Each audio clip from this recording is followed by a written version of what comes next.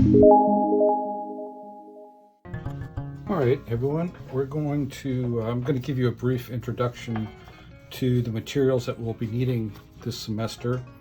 And it can get pretty extensive, but I'll show you the kind of the bare minimum, and then we can go from there.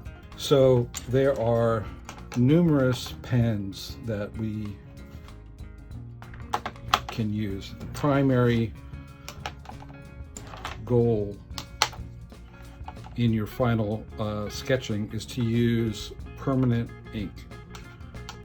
I have some pencils, but these are different in the sense that it's a harder lead and it's not erasable. And that's really the key, is we don't want you to spend time erasing when we're ideating. We're trying to get our ideas down as quickly as possible and not self-editing. That comes later, maybe more in the refinement stage of sketching, but for right now, we just want to work with permanent ink. I'll go back and forth. I'll show you a few things we can do with the pencil as well. Okay, so you can start now. The advantage of something like this, this is a set I bought off of Amazon. It's a set of 6 different pens with different size nibs, so you can get different thicknesses of line or line weight, which is very critical. I'll harp on that all semester long. So I'm not saying you need 6, but having a variety would be good. On the economy side, these can be fairly expensive. There's other ones like Micron is a very good pen, but they're very expensive and they don't last very long. The nibs tend to break on those quite easily. So I'm not recommending necessarily that you go buy them, but I wanted to mention Sharpie, right? Sharpie has a couple of different pens. This is a fine, actually both of these are fine, but they also make an ultra fine. You can see maybe hopefully on the video, the nib size is pretty small, and that will give you a nice line weight. And my dog just hit the camera, so forgive the wiggle on that. All right, but if you go to Texas Art Supply, they have a huge selection, but at the same time, Sharpies can be bought at a Michael's or Hobby Lobby type store, a craft store. So readily available, maybe even Office Depot. Okay, so those are the pens, and then these are the pencils, and these are Prismacolor pencils. Generally speaking, you'd want to try to get 2 different types. This one is, well, this is actually Kohl Erase. Now, it has an eraser on it. I'm not sure why, because it's still very difficult to erase, and we don't want you to erase. There is another line called Very Thin that is a hard lead, and the regular Prisma is a soft lead, so they come in very handy. And then particularly, you want to take a look at white as well. So here's 2. This is a Prismacolor very thin white, so that's a hard lead. This is also a very thin. And then this one, which I've almost used up, is a much softer lead that you can see there. Well, you can't see it actually, but I'll demonstrate that to you here shortly. These are great for highlights, and we'll want to be putting highlights on virtually everything that we draw. Okay, now on the marker side of the equation, we have some other options. Traditionally, I would recommend going out to buy this is kind of an old set now, but it's a set of 12 cool gray markers. And you can see they're all labeled kind of a 10% through black. And they're very good markers. Unfortunately, they are on the expensive end of the spectrum. If you take a look on Amazon, there are several off-brand markers that you can find that you may experiment with. I also would say you don't necessarily need a scale of 10% through 90%. Some of the increments are very difficult to discern. So What I've also found recently is at, I believe it's Michael's, if not Michael's, Hobby Lobby, they have a brand called Artist Loft, and they also come in increments. This, for instance, is a neutral gray 5. And so what I would say is for the start of class, you could go, I always recommend things on the lighter end of the scale because you can always add more, but you can't subtract. So if you go dark early, then there's no going back on that. So I tend to be a little bit more timid, and so I'd recommend maybe a 2, a 4, and a 6, something like that, in a neutral gray, not the warm gray. And there is a distinction. The warm gray tends to be a little bit more beige in color, and I like the purity of just the cool grays. Okay, so again, maybe a 2, 4, and 6. That'll get you started. 2, 4, 6, and 8. That would work also. Now, on color, I don't recommend buying a huge set of colors. What you want to do is, I'm going to get a piece of paper now so I can show you a few options that you have. Okay, so there's our neutrals. These aren't necessarily, this is a B1 and a B4, pastel blue and a denim blue. Okay, and to show you the range, I'll start with the pastel blue, and you can see these happen to come with a brush tip and a chisel tip. I'm not a fan of the brush because it's not easily controlled. But that's maybe personal choice. But you can see here, okay, so that's the light color. And I might actually put a piece underneath here because the marker will bleed through onto your tabletop surface. Okay, now the denim blue is almost dead. There we go. And as they dry, you can already see here the pastel blue is already getting much lighter, and the denim blue will lighten up some as well. But I guess to my point I made earlier about you can always add more, right? I can come in here and do a second coat. Okay, the key to some of that is actually it's a wet medium, so it takes a minute for that ink to kind of disperse into the paper and to dry. So sometimes I'll lay down a patch of color on the drawing and I'll move to another area, work on that, and then eventually I'll come back, and then if I'm interested in adding a little bit more, then incrementally it becomes a little bit darker. So I recommend in this case I went from a B1 to a B4. I think maybe a B1 to a B3 might be good. Just one full step. Here's another option. These might end up being a little bit dry at this point, but you can see here, okay, it's fairly light. And then I have two other options. Now on these Pantone markers, yeah, see, you can tell how streaky that is. That's from the marker actually drying up a little bit. Okay, but these markers are interesting because they have a fine tip, which is great for control, and they actually have an ultra fine tip, which in this case is so ultra fine that you can't see it. Okay, and then I have another orange that is just a little bit darker. So here I have a range of oranges that will allow me to build up and define surfaces by form and light, shade and shadow. So again, you can look for colors that are just 1 or 2 steps away from each other. I do not recommend dark colors. I think I mentioned that, right? Because once you come in here, like here is a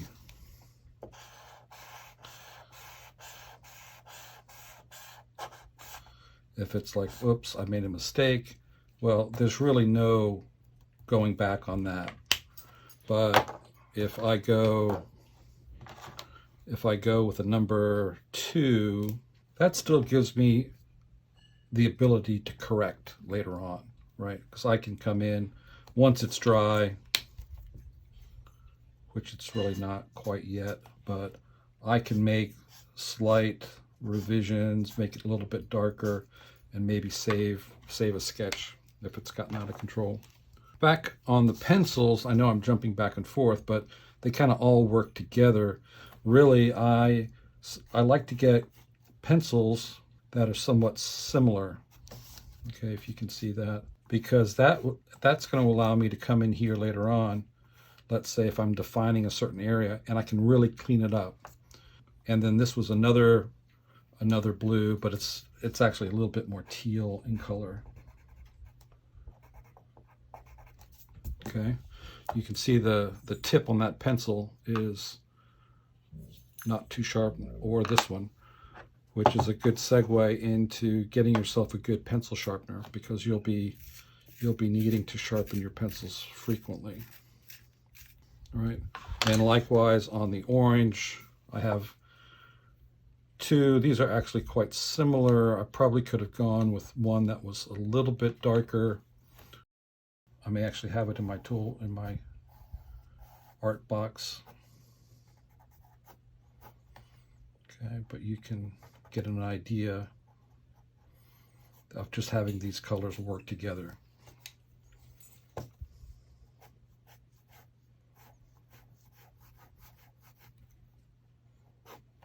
All right, I think we've got that pretty well covered. Well, I have this gray that I laid down that was so dark. It's a good time to kind of show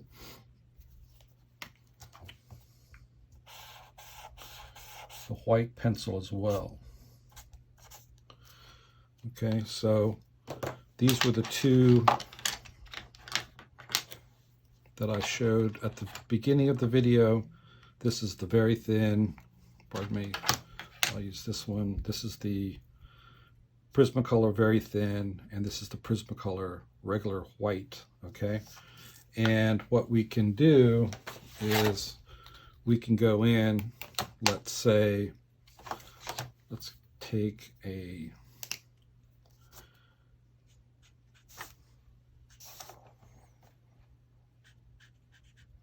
going to make just a little recess. Let's just say this is an area on your sketch, on your product sketch. You laid that down.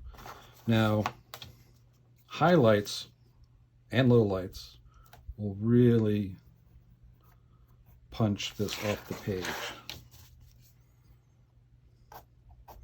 This is what you would do at the very end of the sketch, right? So there's, now I'm going to go to the softer lead. It's going to give me a even brighter highlight against that gray. Right, so this would be a light source coming from this direction, and it's picking up the highlight at the bottom of that recess. Likewise, at the top of the recess, I might even use a straight edge for this as well. And this is quite a thick black permanent marker.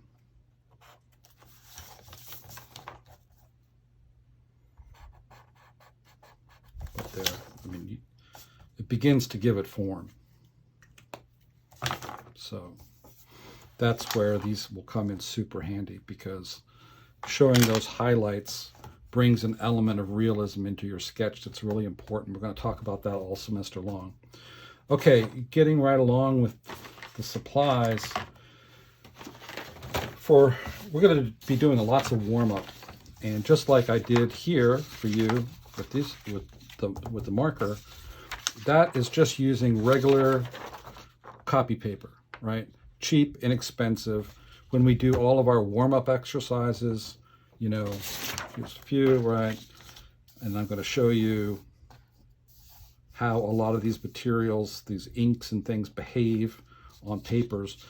But like I said, for our warm-ups, it's a great, cheap, inexpensive way for you to work.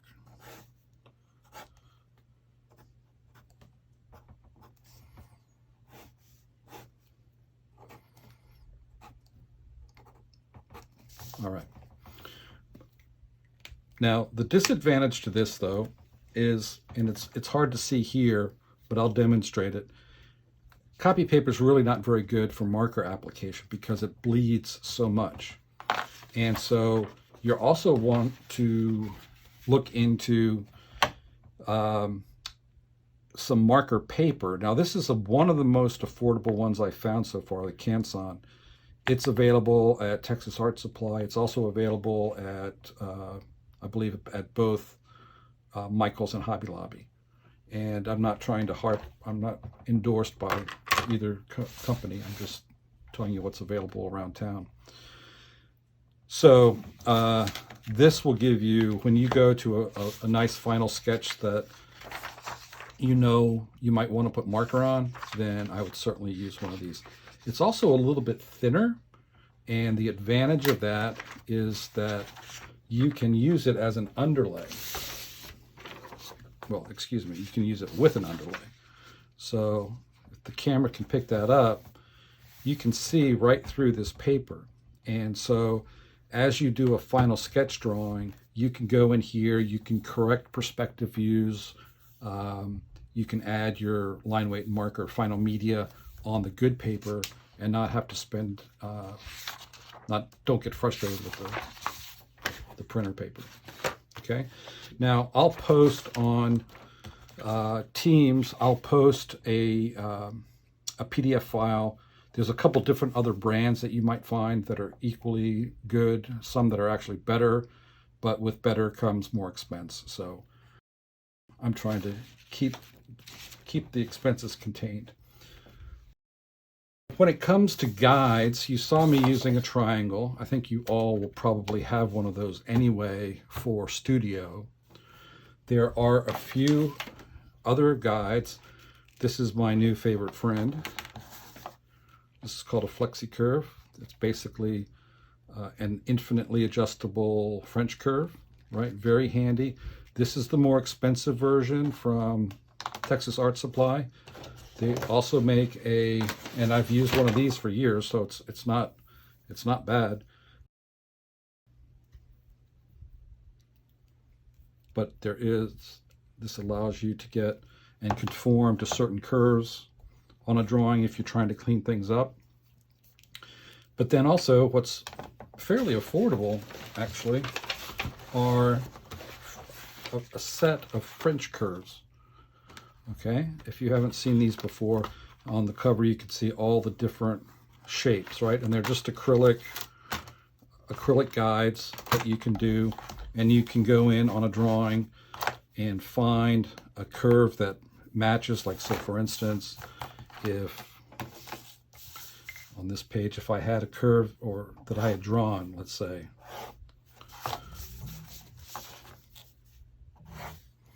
okay, so there's two curves, and they're drawn very lightly, which is what I want you to work on, is your line quality. But then you can go in, if you decide, okay, that's worth punching out a little bit more on the page. I want to draw some attention to that, right? Either, in this case, I'm going to grab a Prismacolor pencil. Okay, so that, you have to kind of go around and find a curve that matches best. That's pretty darn close. And by the time I put a darker stroke on that, the original line fades away. Likewise, you would go on to this That's pretty close. Not exactly, but you get the idea with this, right? You could go back through your guides, and maybe it's this guide that would conform to that better. So these are, like I said, relatively inexpensive as a set. I recommend Amazon for that. And I think I got both of these off of Amazon as well. So a large circle guide and a small to medium sized circle guide. And these will come in extremely handy. We'll use them all the time when we're doing buttons or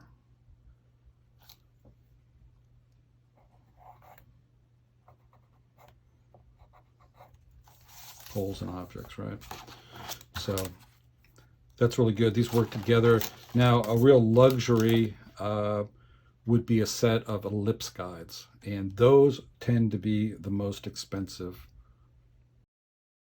items that we have to get. Now, I've suggested for years that maybe the class get together and draw up some templates like in Illustrator or something like that, and actually laser cut some ellipse guides to save cost.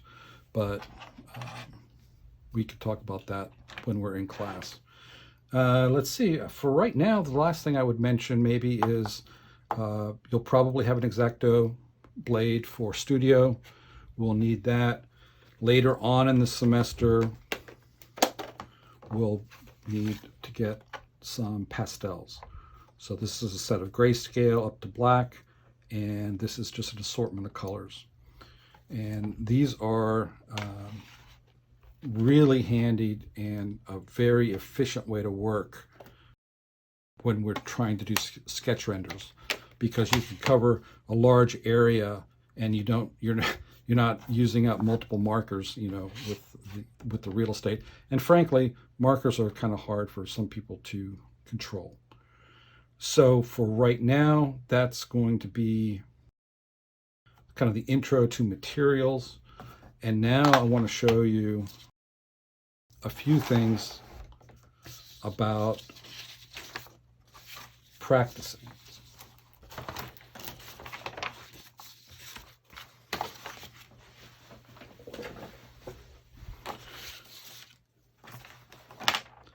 So the first steps for learning the classic ID sketch style is really understanding perspective and learning how to throw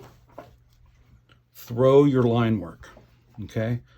And by that, I'm going to actually, for the sake of the video, I'm going to try to use I might actually use the Prismacolor pencil, because it's it will show up better, be more contrast. So for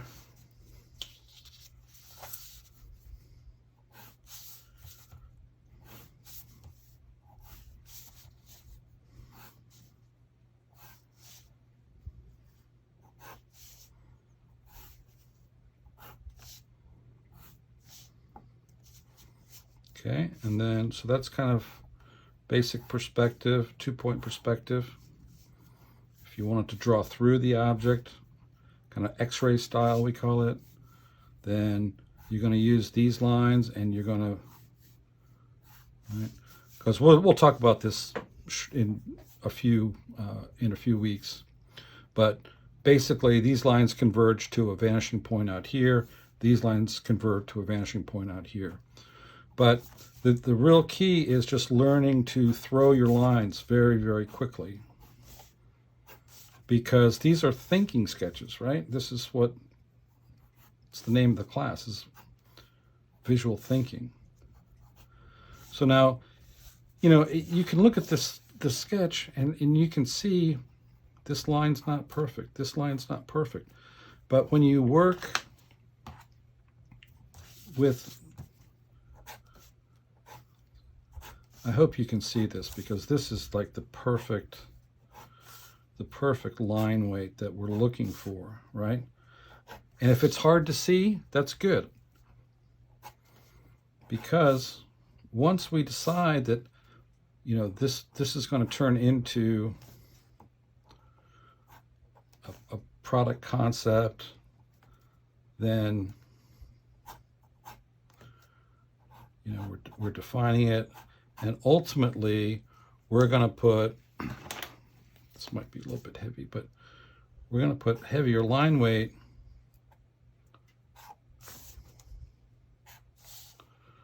Some designers will go all the way around the perimeter. I kind of prefer bottom and backside. And again, you always have to think about your light source, and that determines where your shadow and highlights will go. All right. But as you see on this page now, we've got some different things going on. If we come in here with a marker, okay, and we start to put the marker down, again, this is the copy paper, right? So copy paper doesn't really like, but you can begin to see how that pencil, this is the Prismacolor pencil, how it starts to bleed as well. And so it makes it very difficult to control, and you spend a lot of extra time trying to clean it up if you care about your work, right? With the pen, this is the permanent pen, it's a little bit easier because the lines don't run, even those really fine lines don't run. No, actually it ran a little bit right there.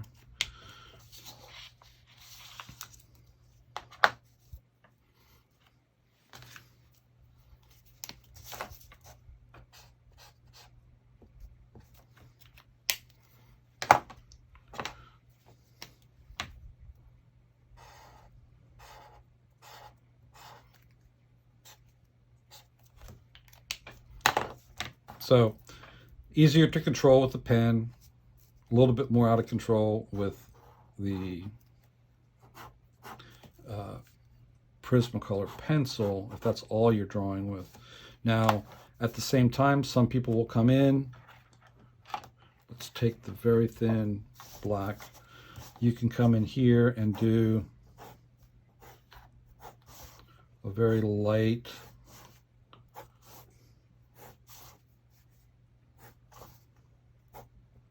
right? And then again, if you decide that on the page you want to punch that one out, then you can still go back in with pen on top of that. And you can see how that punches out. By the time you get to marker, if in fact you're putting marker on this,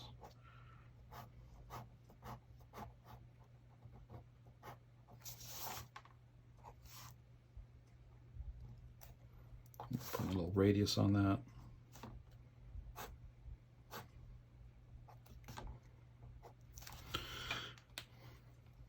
Okay, so that just gives you a few ideas, and again, I really want you to avoid using your traditional graphite pencil, because the temptation to be dissatisfied with something that you put down on paper, and then you're going to want to erase it, and you're wasting a lot of valuable time doing that. Okay, so last thing before I sign off is I want to give you guys some exercises to start with. And this is the key. I know it might sound kind of ridiculous, but it really is all about practice. So if you want to be good and be able to communicate well, you're going to have to practice this. And I would say at least a minimum of 30 minutes a day, maybe even an hour. Okay, so throwing the lines is very important. So literally you can start, let me get something darker for the video.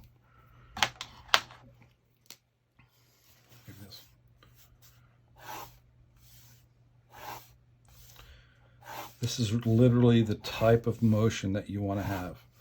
You want to throw the line, and as an exercise, you can try to see just exactly how, for accuracy, can you throw parallel lines like this. All right. Another way to do that is you can set up 2 points, and then you're going to try to throw a line between those 2 points.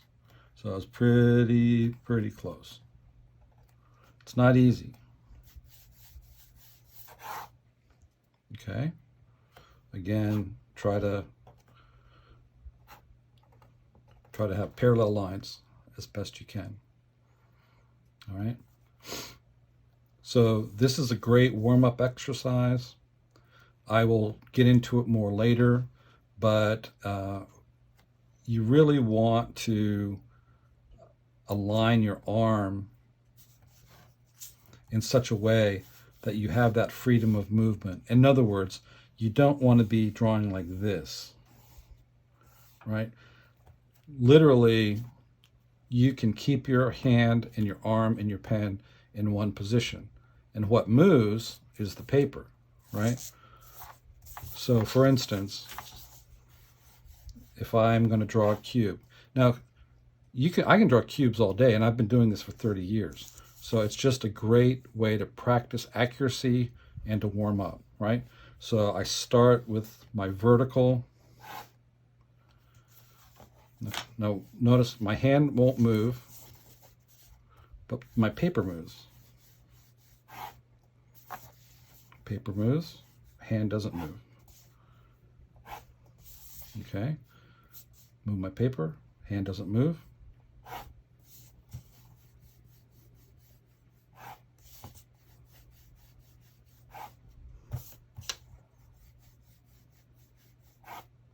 And each time when I throw this line, I'm using this line and this line as a reference because they're all converging out to a single point. If I want to show the back side, it's going to be converging to the same point as these, right? So I can look at these and I can pick the angle about like that. Turn the page, same thing here. Reference line, reference line, reference line. I'm going to try to go to the same vanishing point, just like that. So you can try these for warm-ups. And the last warm-up that I'll show you, is just for, I'm jumping ahead because we'll get into this later. But this, for ellipses, this is called the minor axis. Okay, and so you can align your arm with this axis, and when we throw ellipses, we're trying to have equal spacing. So this, what would that be called? That would be called the major axis, right? So major, long, minor, shorter. But you can practice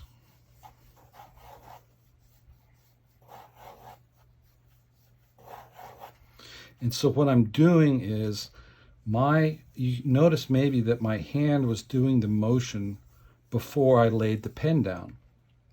And you see how fine these lines are, right?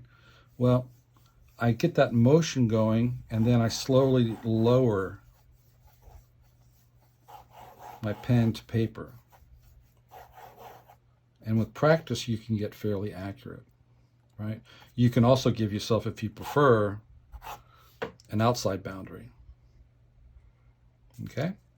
So for now, I'll leave the exercises with that, and I'll meet you in the next video.